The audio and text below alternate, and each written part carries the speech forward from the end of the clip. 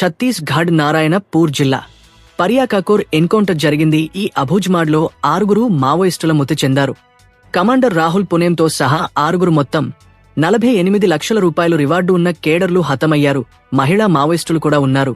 దీనికి సంబంధించి నారాయణపూర్ జిల్లా కేంద్రంలోని పోలీసు లైన్లో ఏర్పాటు చేసిన మీడియా సమావేశంలో బస్తర్ ఐజీతో సహా పోలీసు ఉన్నతాధికారులు ఎన్కౌంటర్పై స్పందించారు.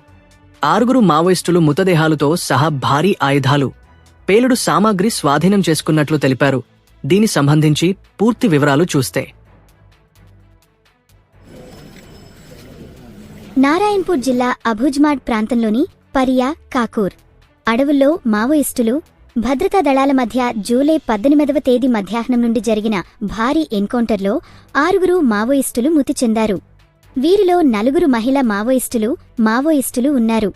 మృతి చెందిన వారిలో పీఎల్జీఏ ప్లాటూన్ నెంబర్కి చెందిన కమాండర్, డివిజనల్ కమిటీ సభ్యుడు రాహుల్ పునేమ్ అలియాస్ లచ్చు కూడా ఉన్నాడు. ఈ ఎన్కౌంటర్ మావోయిస్టులకు గట్టి ఎదురు దెబ్బగా పోలీసు ఉన్నతాధికారులు పేర్కొన్నారు. మృతి చెందిన మావోయిస్టుల మీద ఛత్తీస్గఢ్ ప్రభుత్వం ప్రకటించిన మొత్తం రివార్డు 48 లక్షలు. కదలికలపై విశ్వసనీయ సమాచారం అందిన వెంటనే జూలై 17 నాటి డీఆర్జీ, ఎస్టీఎఫ్, బీఎస్ఎఫ్ఎఫ్ బలగాలు సంయుక్తంగా నారాయణపూర్, కాంకేర్, బస్తర్, కొండగావ్ జిల్లాల సంయుక్త బృందాలు పర్యాకాకూర్ అడవుల్లో ఆపరేషన్ ప్రారంభించాయి. జూలై 18 మధ్యాహ్నం తర్వాత ఎదురుకాల్పులు ప్రారంభమైగా కొనసాగాయి. హతమైన మావోయిస్టుల వివరాల్లోకి వెళితే రాహుల్ పునేమ్ అలియాస్ లచ్చు, గ్రామం డల్లా, జిల్లా సుక్మా, హోదా డివిసిఎం, కమాండర్ పీఎల్జీఏ ప్లాటూన్ 01, ఉంగిటాటి, గ్రామం సుర్పనిగూడ, జాగర్గుండా పిఎస్, సుక్మా, మనీషా, గ్రామం వాలా, సోన్పూర్ పిఎస్నా నారాయణపూర్, టాటి మీనా అలియాస్ సోమరి, చిన్ని, గ్రామం టోడ్కా, గంగాలూర్ పిఎస్బి బీజాపూర్, హరీష్ అలియాస్ కోసా, గ్రామం కమలాపురం, పామెడ్ పిఎస్, బీజాపూర్, కుడాం బుధరి, గ్రామం మాల్సకట్ట, ధనోరా పిఎస్, నారాయణపూర్. వీలిపై ఒక్కొక్కరికి 8 లక్షల చొప్పున రివార్డు ఉన్నట్లు పోలీస్ వర్గాలు వెల్లడించాయి. ఆయుధాలు, పేలుడు పదార్థాల స్వాధీనం. ఎన్కౌంటర్ ప్రదేశం నుంచి ఒక 47 రైఫిల్, ఒక ఎస్ఎల్ఆర్ రైఫిల్, ఒక 12 బోర్ తుపాకీ, 11 బీజీఎల్ లాంచర్లు, 83 బీజీఎల్ షెల్స్, ఇతర పేలుడు పదార్థాలు, మావోయిస్టు నక్సల్ సాహిత్యం, రోజువారీ వస్తువులు స్వాధీనం చేసుకున్నారు. అధికారుల ప్రకటన ప్రకారం నారాయణపూర్ ఎస్పీ రాబిన్సన్ గురియా మాట్లాడుతూ, బస్తర్ నుంచి నక్సలిజాన్ని అంతమొందించడానికి మేము తుది దశలోకి ప్రవేశించాం. మావోయిస్టు సిద్ధాంతం మోసపూరితమైనది. ఇంకా వారితో ఉండేవారు సర్మిపన చేయాలి, లేకపోతే తీవ్ర పరిణామాలు ఎదుర్కోవలసి ఉంటుంది అని హెచ్చరించారు. బస్తర్ రేంజ్ ఐజీ సుందర్రాజ్ తెలిపారు. ఈ ఏడాది మొదటి అర్ధభాగంలో బస్తర్లో 204 మావోయిస్టులు హతమయ్యారు. మావోయిస్టులపై పోరాటం కొనసాగుతుంది. మన బలగాల సంకల్పం బస్తర్లో శాంతిని తీసుకురాగలదనే నమ్మకం ఉంది అన్నారు. DIG Amit Tukaram Kamble, Kanker range, BSF DIG PK Dubey, SPF ASP Akash Shukla మరియు ఏఎస్పీ నక్సల్ ఆప్స్ అక్షయ్ సాబద్రా, ఇతర డీఎస్పీలు, ఫీల్డ్ కమాండర్లు ప్రెస్ కాన్ఫరెన్స్లో పాల్గొన్నారు. ఈ ఎన్కౌంటర్ మాడ్ బచావో అభియాన్ లో భాగంగా నడిపిన ఆపరేషన్ మాన్సూన్లో ఒక ముఖ్యమైన విజయంగా అధికారులు పేర్కొంటున్నారు. దీనికి సంబంధించి అధికారులు ప్రెస్ మీట్లో ఏ మాట్లాడారో ఇప్పుడు చూద్దాం.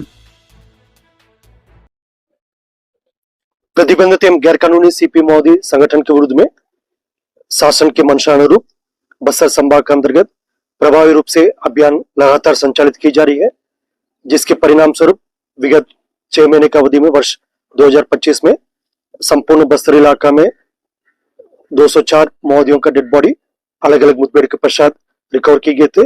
खासतौर पर नारायणपुर जिला का अबुज्माड क्षेत्र में सीपी माओवादी संगठन की जो सरगना बसवराजू सहित अनेक माओवादी कैडर का डेड बॉडी पूर्व में रिकवर किए गए थे। उसी सिलसिला में जो नक्सल विरोधी अभियान अभी मानसून की अवधि में भी लगातार जारी रखा गया। दिनांक 18 जुलाई को अबुज्माड क्षेत्र अंतर्गत माओवादी कैडर की उपस्थिति के आसूचना के आधार पर DRG Narayanpur, DRG Kanker, DRG Jagdalpur एवं बीएसएफ और एसटीएफ का संयुक्त बल अभियान के लिए रवाना किए गए थे। अभियान के दौरान कल दिनांक 18 तारीख को लगातार प्रातः से लेकर अनेक बार माओवादी एवं सुरक्षा बल के बीच में रुक रुक कर मुठभेड़ होते रहा। मुठभेड़ के पश्चात इलाका के सर्चिंग में 4 महिला माओवादी सहित कुल 6 माओवादियों का डेड बॉडी रिकवर किए गए थे। इनमें से माओवादियों का जो शिनाख्ती प्राथमिक तौर पर पीएलजीए प्लेटून नंबर 1, जो पूर्व में ये प्लेटून नंबर 22 के रूप में पश्चिम बस्तर और दक्षिण बस्तर इलाके में सक्रिय थे और विगत लगभग 1.5 वर्षों से ये प्लेटून नंबर 1 के नाम पर अबुझमाड़ क्षेत्र अंतर्गत सीनियर माओवादी कैडर की सुरक्षा और उनकी एक स्थान से अलग दूसरे स्थान में ट्रांसिट के लिए उसका कार्यवाही करने के लिए ये प्लेटून नंबर 1 विगत लगभग 1-1.5 साल से सक्रिय रहा। जो कल की मुठभेड़ में जो प्लेटून नंबर 1 की जो company platoon commander Rahul Punem सहित जो संपूर्ण जो प्लेटून के टोटल 6 माओवादी कैडर के डेड बॉडी रिकवर की गए थे। ये प्लेटून नंबर 1 के लिए काफी बड़ा एक नुकसान है, क्योंकि ये अस्तित्व आकर मात्र अभी 1.5 साल ही हुआ। उनकी जो संपूर्ण जो स्ट्रेंथ है इस मुठभेड़ के पश्चात काफी डिप्लीट हो गए थे और शेष कुछ कैडर्स इस मुठभेड़ के पश्चात जो बच गई होगा उनका बारे में भी अभी पता साझी की जा रही है और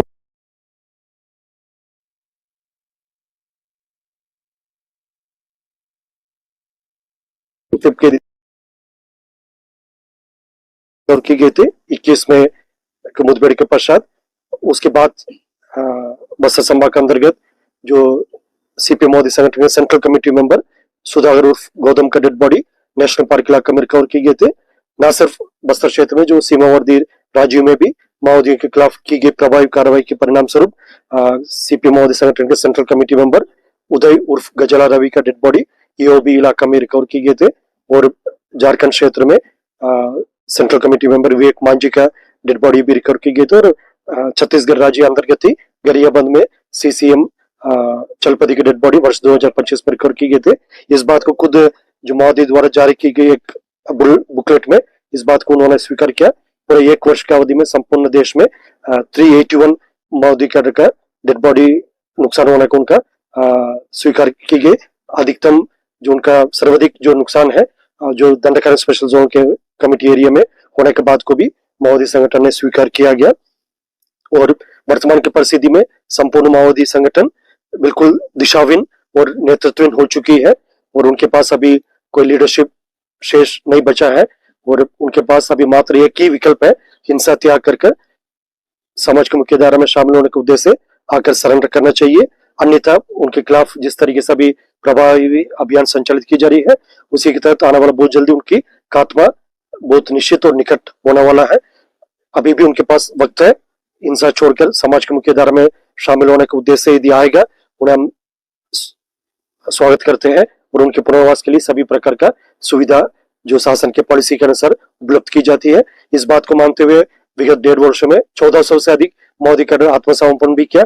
उनके पुनर्वास के लिए लगातार बस्तर संभाग के अंतर्गत सभी जिला में जो रिहैबिलिटेशन सेंटर्स में स्किल डेवलपमेंट सेंटर्स में उनका ट्रेनिंग भी दी जा रही है। उसके बाद वो एक सामान्य शांतिपूर्ण जीवन जीने के लिए उनका एक रास्ता भी बनाकर दिया जा रहा है और शेष जो माओवादी कैडर जो अभी भी जंगल के अंतर्गत बंदूक लेकर हिंसा का साथ देकर इस टाइप की गतिविधि को अंजाम देने के लिए उनका अभी भी कैडर्स को उपस्थिति है। उनसे भी हम बार बार अपील वही करना चाह रहे थे, हिंसा त्याग करके समाज की मुख्य धारा में आकर शामिल हो जाए, अन्यथा काफी गंभीर परिणाम को भुगतने के लिए उनका भुगतना पड़ जाएगा।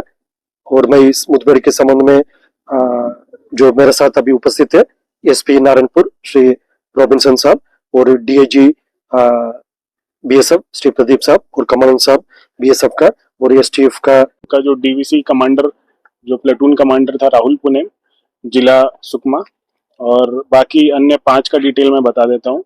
उंगी ताती जगरगुंडा जिला सुकमा, मनीषा सोनपुर जिला नारायणपुर, ताती मीना गंगलूर जिला बीजापुर, हरीश पामेड़ जिला बीजापुर, कुड़ाम बुद्री ये थाना धनोरा जिला नारायणपुर। ये बाकी 5 के डिटेल्स थे। चुनौतीपूर्ण है और जवानों के लिए भी, क्योंकि इलाका काफी सुदूर है और जल भराव को देखते हुए ये इलाका जो है कट जाता है मुख्यालय। मॉनसून पुलिस के लिए तो नहीं, नक्सल्स के लिए डिफिकल्ट होगा नदी वगैरह क्रॉस करने में। हमने इस पूरे अबूझमाड़ की जो जमीनी हालात परिस्थिति को अपने प्लानिंग में शामिल कर लिया है और इस मानसून में भी ऑपरेशंस जारी रहेंगे। और ये भी मानसून ठीक बारिश के बीचों बीच ऑपरेशन हुआ जिसमें हमें अच्छी सफलता मिली है और आगे भी मानसून में ऑपरेशंस जारी रहेंगे।